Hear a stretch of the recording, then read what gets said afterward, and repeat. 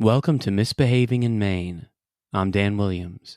This story is called Live by the Sea, Die by the Sea. And now, here goes everything.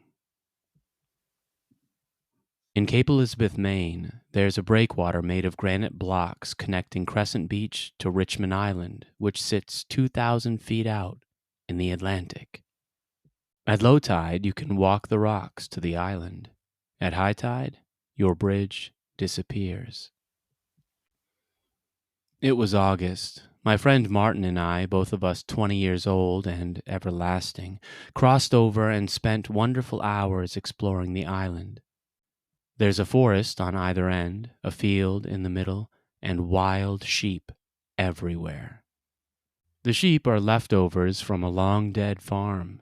When you find the bones of the barn, it's easy to stand in that graveyard and pretend Maine is old and that you never will be.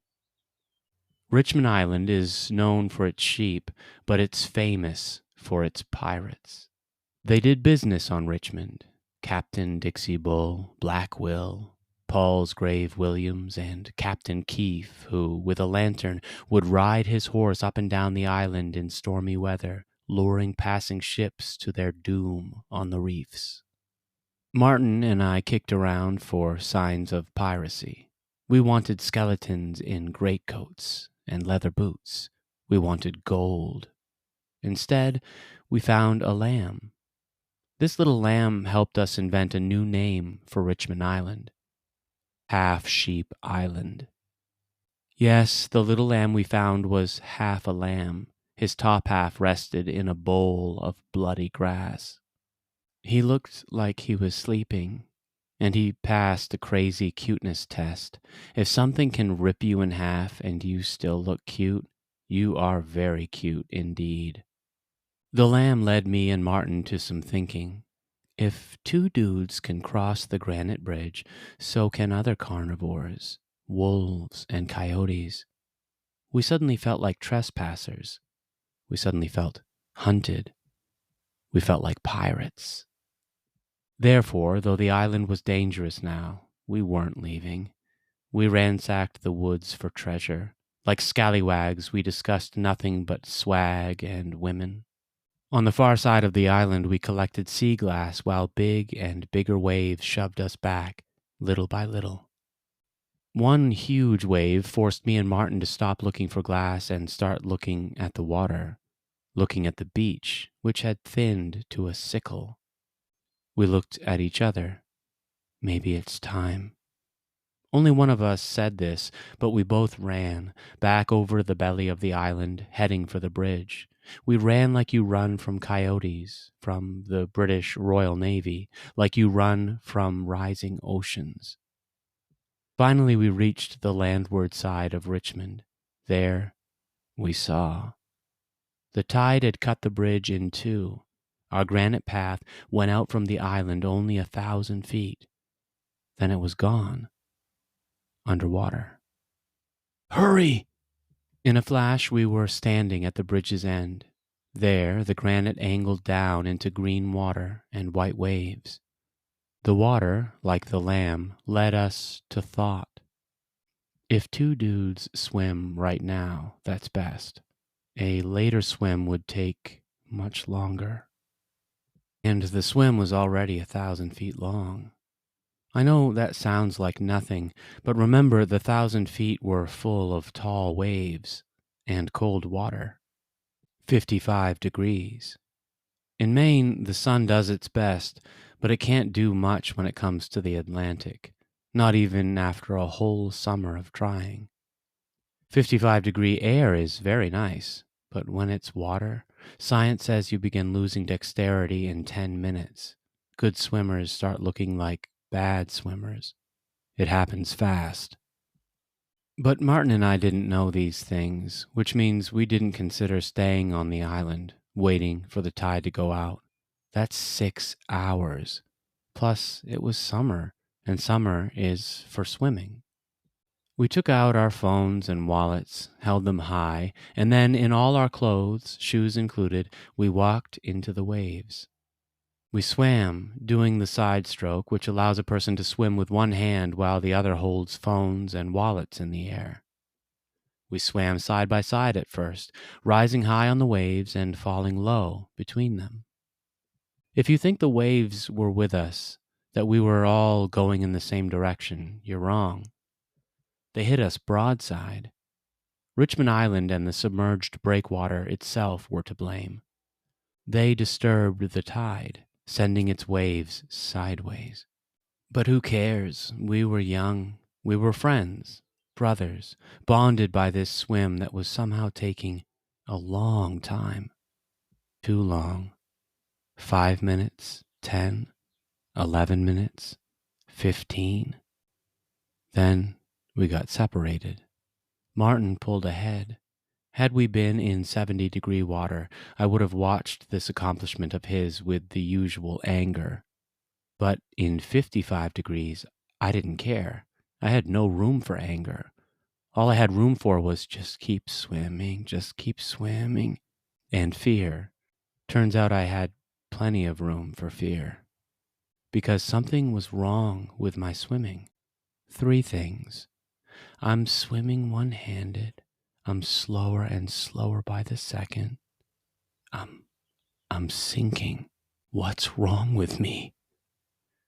My swimming turned to plowing, and waves kept slipping over my head, covering all of me but my hand, which insanely still cared about keeping my money and connections dry. That is, until a towering wave crushed me and changed my mind about wallets and phones. Though I didn't release either one, I let that hand go under, so its arm could help me with the swimming. It tried, but the arm was just as full of slowness as the rest of my body. I crawled along dangerously slow in the water. And where was Martin? I managed to stay on top of the next wave and see him. He'd almost made it to shore, only 50 feet for him to go, and he still had his wallet and phone in the air. Me? I had 300 feet to go. A new wave smacked my face, dunked me, and forced me to swallow a punch of wet green salt. After the wave passed, I surfaced with all the energy of a waterlogged pillow and looked toward the rest of the approaching tide. I saw an endless field of waves, a million green walls falling my way. At that moment, my fear changed. Earlier, I'd been afraid at the usual level, the one I used for fearing the dark, fearing rejection, fearing bicycle speed on monstrous hills. Now, though, my fear leveled up all the way to the fear of death. 20 years old, and for the first time in my life, I began to believe it just might be possible for me to die. This belief grew stronger, wave by wave. Each one was an argument I couldn't dismantle. I sank deeper in the water. I swam so slowly I was moving backwards, and I didn't dare breathe. The air kept turning to water when I least expected it. From this new low, I considered again the endless field of invincible arguments, and it hit me. Oh, I'm dying. Except the thought came out as a prayer. Oh God. I wasn't surrendering, not at all. I kept fighting forward, kept striving, etc. But also, I knew it was over. This knowing didn't come with anger, self-pity, or horror. Just shock. I'm dying. I'm serious. I can't believe I'm dying. But what choice do I have? Death is here. He's here with his million faces, each one telling me, time's up. Shock. This shock trapped me in a vacuum seal. My life rushed up on all sides.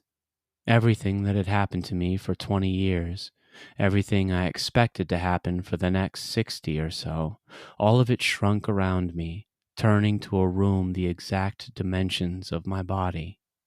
Only the present moment fits in a space that small. Unlucky for me, convenient for death. The present version of ourselves is the only version death can touch, but it gives him all the rest anyway. I swam, a boy without a past or future. I'd never felt so alone, exposed, so finished. Oh God. Then, believe it or not, my feet touched something friendly. Sand. Not granite. I'd gotten lost on my swim and stopped following the straight way of the breakwater. The sand angled upward to my feet because it was more than sand. It was a beach. The mainland. An entire continent. I struggled forward and upward out of the water, my walking as numb and sluggish as my swimming had been. And when I was high enough on the land, where the sand was hot and the water couldn't reach, I fell beside Martin, who lay there thawing, his phone and wallet still in the air. We looked at each other. We smiled with chattering teeth. Two pirates who'd outrun the Royal Navy. One pirate a much better swimmer than the other, but who cares? Two boys who'd escaped the coyotes and wolves. Invincible boys. One of them, anyway. The other boy had been bitten in half. Death swallowed down the invincible part. And yet, every now and then, I catch a phantom feeling. Even at 43, my cuteness diminishing daily, there it is again. The feeling of my past and future, back when they were gigantic, far too big to fit inside a little room, or any room. No room would dare to try. It would explode. There you are, the person I used to know, to be, a person who would never die. That's me. Friends and neighbors, this concludes Season 2 of Misbehaving in Maine. Tune in next week for an interview with the author, who is me. I'm going to talk about everything you've been dying to know. Until then, as always, remember this. You may be wicked, you may be weird, but you're not alone.